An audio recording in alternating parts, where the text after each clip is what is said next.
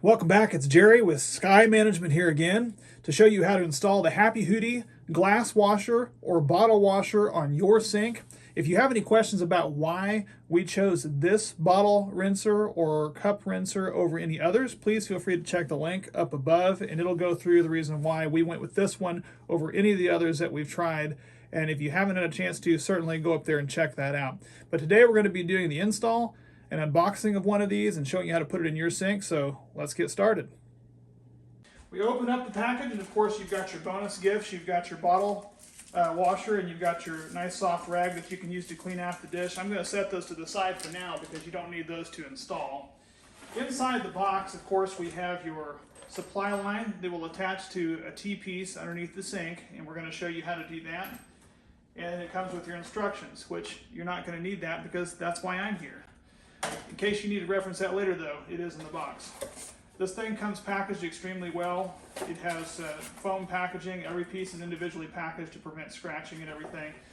You're going to have your brass sprayer piece, as well as your 304 stainless powder coated cup. And to install this, before we get too far, we're going to show placement because that's important. You know, you're either going to be drilling a hole in your countertop or you're going to be using an existing hole. So come in closer and I'll show you what I'm talking about. In our particular case, we had a soap dispenser that was already here that we weren't using because this is a single-handled faucet and had an extra soap dispenser here. Some faucets will have a hand sprayer as well as holes that are drilled for other apparatus. Sometimes there's plugs that are covering these holes, and other times there won't be a hole at all and you'll have to drill your own. If you are drilling your own hole, just make sure that it is large enough to be able to fit just this diameter pipe through. This obviously is larger than it needs to be, but that's okay. It can be a little bit large. It just can't be too small to be able to fit this pipe through.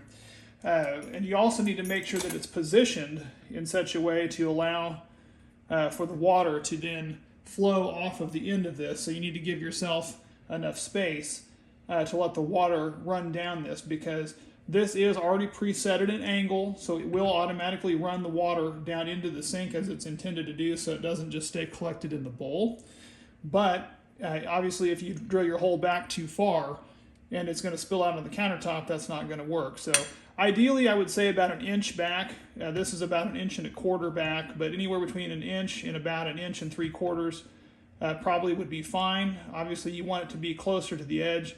If it was even closer to the edge, I mean, it's fine. It just sticks out a little bit. So, like I said, 1 inch, 1.25 inches, puts it at an ideal position to give you enough overhang that the water will run into the sink and also not be where it's going to run back on the counter. So since our hole is already drilled, I'm not going to drill a hole today, but that is how you do it. To mark it, you can simply set this where you want it. If you wanted it off to the side, you can then use a Sharpie, mark the hole exactly where you want it like this, pull it off, drill your hole, and then it's lined up exactly. So there's not a template for that. You can use this as the template for that.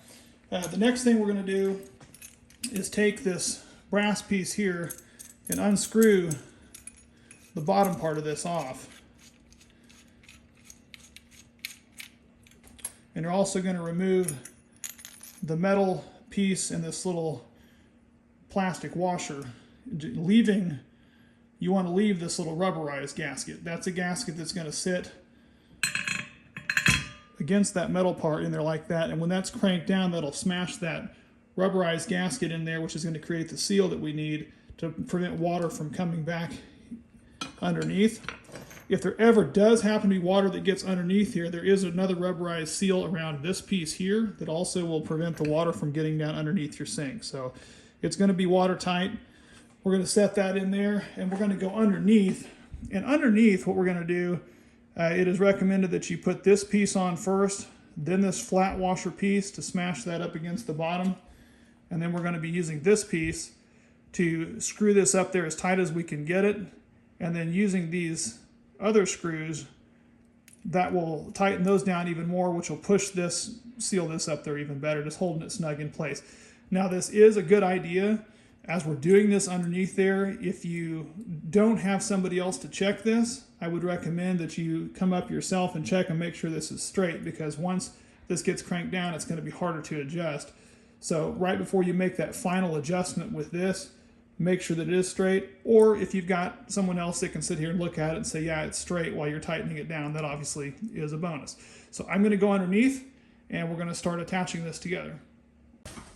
Before we get too far in disconnecting and reconnecting this, there's actually an extra step you can do ahead of time to save yourself a little bit of struggle. You can take the supply line apart and just get it stretched out and give it a chance to rest, because it's been packaged in a box. So that way it gets it a chance to unfurl there a little bit. And you can take this T-piece and go ahead and get it out of the bag, because it will have a couple of washers in there. And you can use one of those washers. This T-piece basically just diverts the hot water. So as it is now, I've got the hot water goes through one T-piece right here already, because that sends the hot water over to my dishwasher. And then this upper one goes up to the kitchen faucet.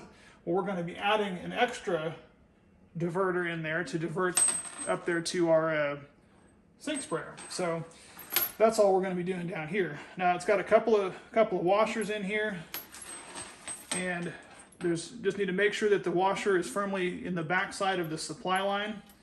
And we're going to go ahead and just attach it onto this T-piece on the side, like that. And we're going to go ahead and do that now and get that tightened down. And just finger tight it on there. And then you're going to need two tools. One, you're going to need a Phillips head screwdriver, because you're going to have to tighten down those screws. And it's a good idea to either have a set of wrenches or one of these adjustable pliers or channel lock type pliers, so that you can then tighten down on things like this and get it adjusted to the right thing here. So that way you can grab a hold of something just to tighten this down. It doesn't have to be super tight, just, snug enough that it's going to firm that gasket up against there. So we've gone ahead and done that piece first. That just saves me from having to do it while I'm on my back. So once we get that other part attached, it'll just be as simple as tightening this down onto there to get the supply and inserting that in there. And we will be ready to rock and roll. So let's turn off the water. The first step we're going to do before we get started installing this is locating the shutoff for the hot water supply. You'll know that it's the right one, because it'll have, if you have a dishwasher, it'll have a dishwasher supply running off the hot typically. But if you're unsure, you can turn on your faucet on hot, let it run for a couple minutes till it gets hot up there, and then feel the pipes, and whichever one is hot, that's your hot water supply. So we're going to go ahead and shut that one off. Some of them are quarter turn. This is more of a gate style that just you have to twist until it shuts completely off. Make sure it gets shut off. Now ready to disconnect it. It's a tight squeeze, so I apologize if this isn't going to come out great, but we're going to try. I've got my brass fitting that's shoved down through there like that, and what we're going to be doing is going to be installing on the back side this clear plastic, kind of flexible rubberized gasket first, and then this metal washer on the back of that. And we're going to be following that up with this piece that is going to be put on there like that, with the screw heads showing towards us. And so if I can do this one-handed, I will try. I've got all the three pieces.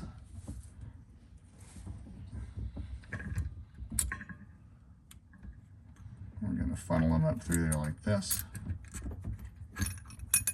So I've got that clear plastic, and I've got that other one on there. We've got this piece here.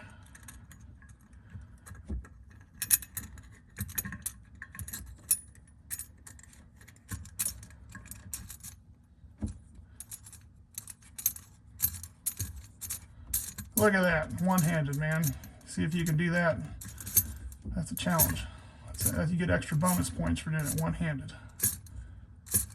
So you're going to crank it down on there like that until it gets all the way down to where you feel it start firming itself up. And I'm feeling it right now. So we're gonna go ahead and turn it down a little bit more. And I wanna go up top and double check it and make sure that it's facing the right way. And then I'm gonna come down and crank it down just a little bit more. And then we're gonna screw those screws in. We're good. So I got my wife up there, she's eyeballing it just to make sure that it's not gonna turn on me, but it doesn't look like that it is. Oh, it just did a little bit. So we're gonna stop right there. She can bump it back for me. And then now we're gonna go ahead and use our screwdriver and just tighten down these set screws right there. You got 2 of them. And you don't need to overdo this. I mean, this is not gonna be anything that has to be just cranked on there and breaking the knob off. You just need to set them in there. It just helps set that to where any vibrations or whatever is not gonna cut that thing loose. And it's gonna secure that piece together to make it a good solid fit. So now we're ready for the supply line. And the supply line has two ends. It's got that T-piece end that we installed earlier. And it's got this larger end. Again, making sure the gasket is secured in there. We're gonna put that on there and tighten that down. One-handed again, as an added bonus. If I can get it on there here.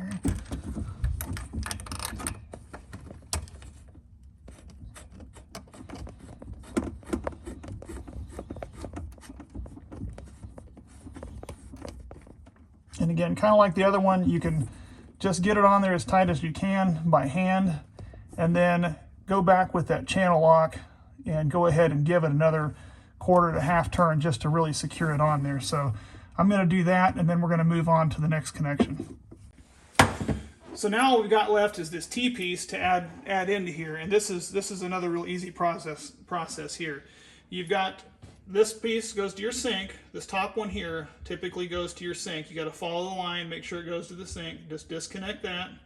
It's a good idea to have a towel handy because you might very well have some water that comes out residual there. So make sure that you get that dried up if it's on woodwork or anything. And then we're going to be installing the supply that ran up to our glass rinser right on top of there, and it'll fit right in there. So we're going to make sure you got to have that rubberized gasket. It came with a couple different sizes, rubberized gaskets. Make sure that that's in there. Make sure it's seated correctly on there. Then we're going to finger tight that one down.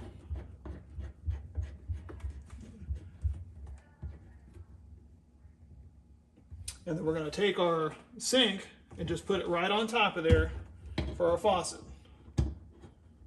And again, you make sure you got your gaskets in there, or this thing will keep leaking. The last thing we're going to do once we get this all done, of course, is turn it on. You're going to check for leaks just to make sure that none of these need to get tightened down. Once you've got them all finger tight, you're going to take your tool here and adjust your pliers to get in where you can get in there and get these, and we're going to tighten each one of these down just a little bit more.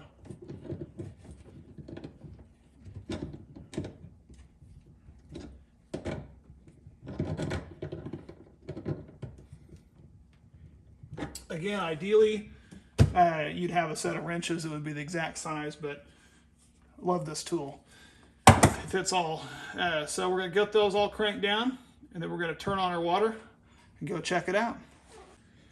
Now that we have everything attached, this is secured, and we don't have any leaks underneath, it's time to test it out. And so to do that, we're going to take this last remaining piece we had, which was a little plastic washer, and that just allows this top piece, this metal and ABS rubberized piece, to flow a little more freely on there. And this is great because this is one of the few that allows you to pull this off and clean the inside of this. So if you ever needed to in the future, you know, you could get in there and wipe that out real easy and then just put that back on there. But let's go ahead and give it a test and see how it does.